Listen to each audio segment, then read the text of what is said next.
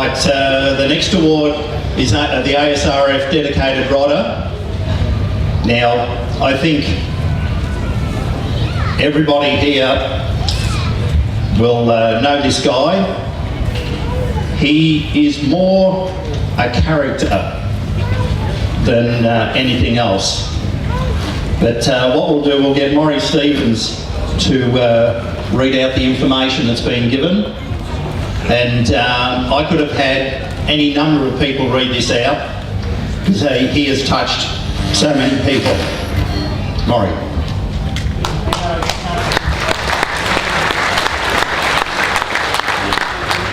Thanks, Ray, and good afternoon to everyone. I'd firstly like to just thank Jean for her lovely words. I don't think anyone could have said any more about what we all feel about today and the future, and it's probably all that needs to be said. So thank you so much for your kind words.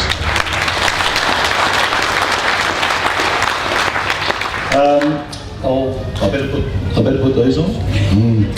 Okay, a little bit nervous, but we'll give it a go.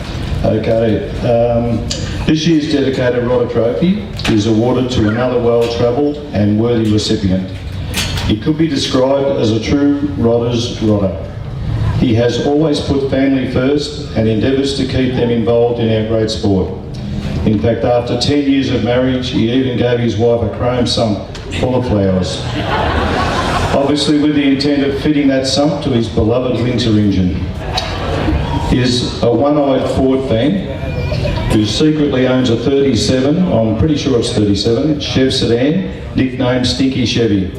He won't part with it, as it was to bring home the babies from the hospital vehicle for his 4 children. He's a unique character, arguably one of the funniest guys you could have the good fortune to meet.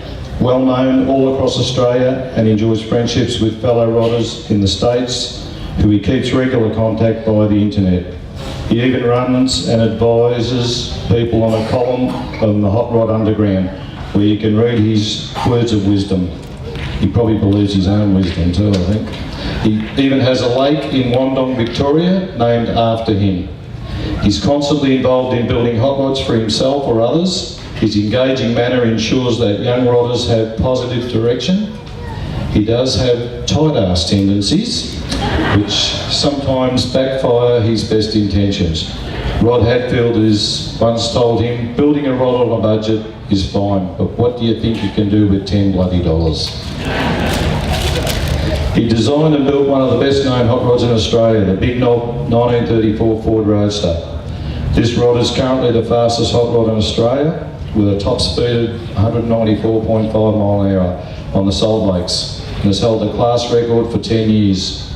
It has earned him the fastest Roadster trophy 3 times, and is the only Australian hot rod to be raced at Bonneville Salt Flats, USA, where he ran 188 mile per hour. He was once a valued member of the Northern Suburbs Street Rod Club, where he was president and also later president of the Duke's Hot Rod Club. There has always been a strange goat story that goes around about being part of the reason for him moving clubs, but I guess we will just allow him his small part of mystery. Nowadays, he is Vice President and founding member of the Cranksters Club in Victoria. He was one of the small dedicated team that recently run the successful Nagambie Cruise and has been involved with raising $30,000 for Camp Quality to assist kids with cancer. He was part of a dedicated group of rodders that travelled to Perth for the West Australian Nationals in 2010.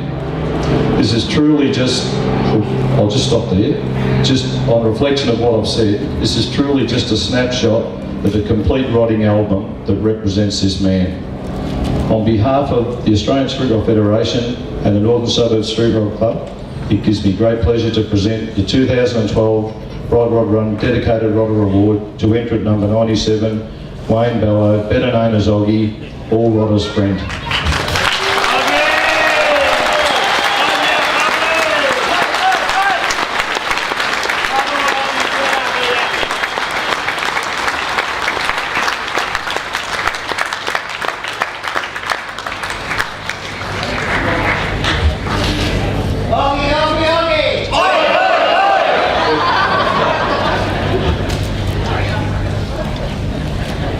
He also doesn't hurry if he doesn't need to. It's just stretching it out. Beach,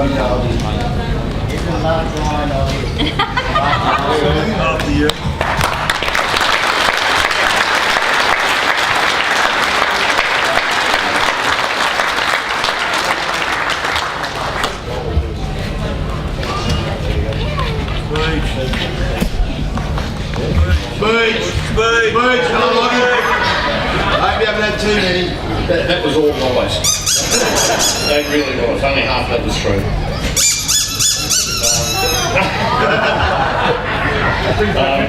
Thank you very much. Thank you.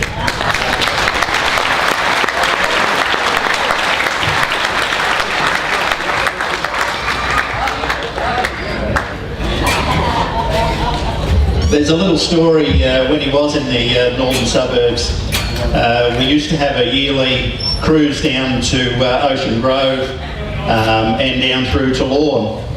Oggie at that time had a 28A Tourer, and at the time we used to have an orange tea bucket, and as you can imagine, a wife and two little kids in the tea bucket at the time wasn't all that crash hot, so Oggie decided to take the kids in the back of the Tourer at the time. Now we're driving down going towards Lorne, and all of a sudden he sees one of my children sitting in the back seat of the Tourer and the other one's not there. And surprise, surprise, he couldn't find him. He's looking around everywhere, and Philip, my son, who is here today, had slid down the back of the Tourer because it was too windy, but Oggie didn't know he was still there. But that is typical of the man. There's a million stories that I think absolutely everybody can tell about him, and we all have cherished memories, that's for sure. And I think he's just one of the great guys in his hobby. Oggie, Oggie, Oggie!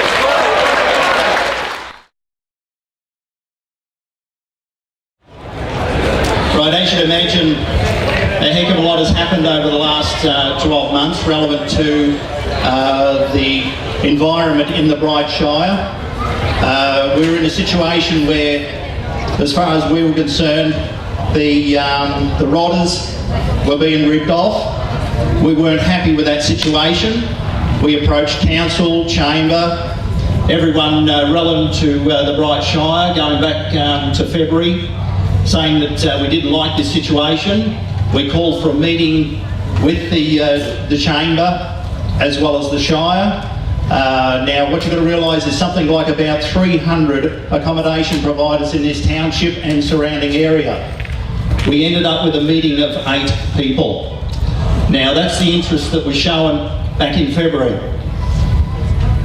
We had another meeting literally, say about 8 weeks ago, and a similar situation. We asked for help. This club consists of 35 members, apart from the wives, of course. Now, we put this event on. The assistance of Rotary is fantastic. The assistance of Lions is also fantastic. We do get assistance from the Shire, but we pay for it. That's what you've got to realise. Every bit of infrastructure that's been put up in the township, which we have nothing to do with, we pay for it. Now, we were totally pissed off, mainly because of the accommodation factor. Now, the accommodation has got to the situation where even our own club members can't get accommodation unless they're willing to be here for 3, 4 or 5 nights. Members have been chucked out of their accommodation because somebody was willing to go into that accommodation for those 5 nights, where our members were only willing to take it for 3. A lot of this sort of stuff went on, and I think everybody in this room knows how much it is to be here. The freeloaders that are downtown that are bringing their, we'll say, slightly later model vehicles, even though they're beautiful, they are still street machines to us. Those particular people had a free ride. Apart from paying for the accommodation, they paid for absolutely nothing else whatsoever. We pay for everything. We pay for every bit of infrastructure you see here.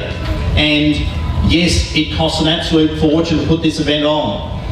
We were not happy with that situation, so we decided to do something about it. Now, it's rather drastic when after 22 years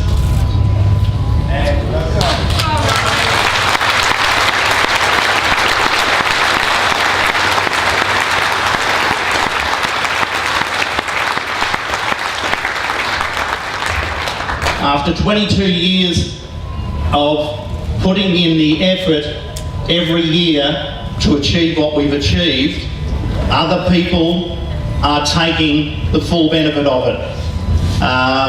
And we've put up a stand. We will not be back here next year. We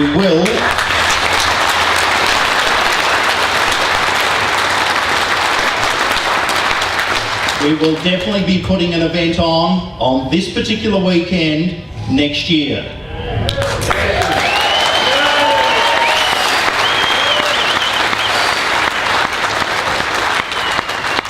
Now, as you've probably seen what's going on in the township, the flyers, the red armbands, the yellow armbands, all that sort of stuff, that had nothing to do with us whatsoever. That was instigated through the chamber, etc., to create a situation where they could hold the event next year. Now, as far as we're concerned, the opinion that we've got from absolutely everybody that we've spoken to, the hot rodders are willing to follow us. Yeah, no matter where we go,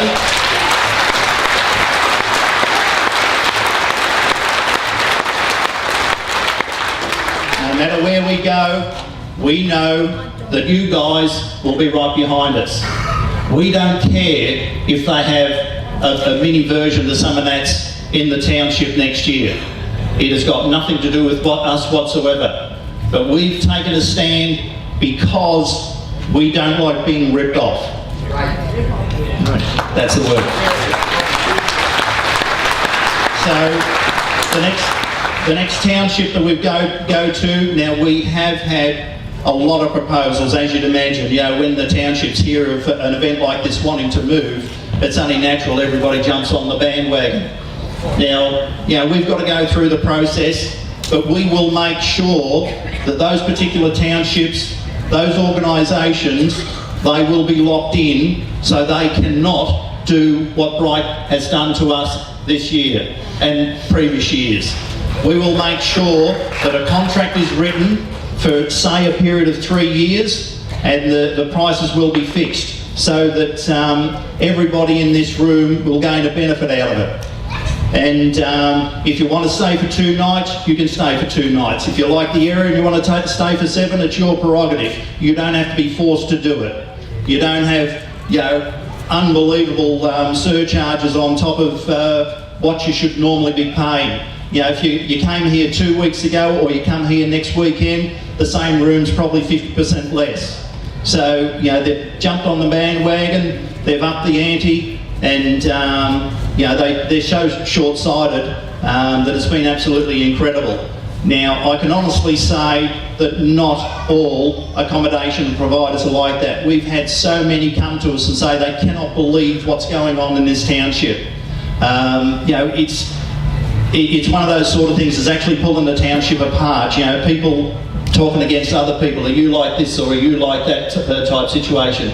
But we've simply got to the situation where we had to do something and we've done it. So there will be definitely an event on next year. It will be announced. We'll tell everybody about it, and you know, it'll be just as good as far as we're concerned. So you know, Bright is a phenomenal place. It's been absolutely fantastic for those 22 years. You know, you couldn't ask for a more beautiful township, but unfortunately, you know, when commercialism gets in the way, you know, what do you say?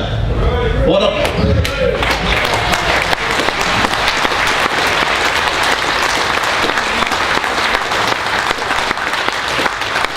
would like to do, if the club members would all like to come up here, please. Every one of them.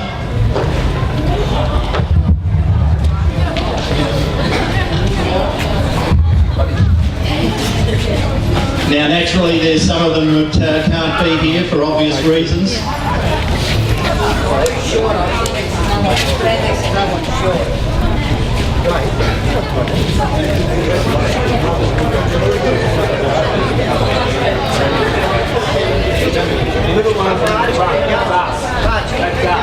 Little one, get to the front. We'll hold over to the Now, what you've got to realise is this is the motley group that put together this particular event. It's only natural that we've got 5 or 6 that head the system, but I think they deserve the credit.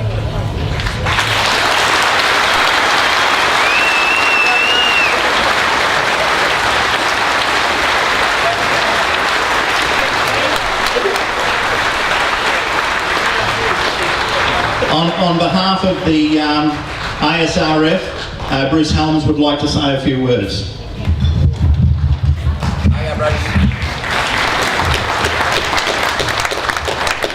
Thank you. As many of you know, I'm the State Director here and one of the Directors of the National Council. I'd just love to congratulate Northern Suburbs on the way they've handled themselves and everything throughout these 22 years that this has been going. I can remember coming here when it was under 500 entries. I've come through from the caravan park to all right up the street and then right through to here. It's a fantastic accolade that they've done with the awards they've won with tourism and everything. To see it in like this, probably not very nice, but I'd just like to congratulate them wholly and solely on behalf of the ASRF that maybe we can do the same again with their help. Thank you very much.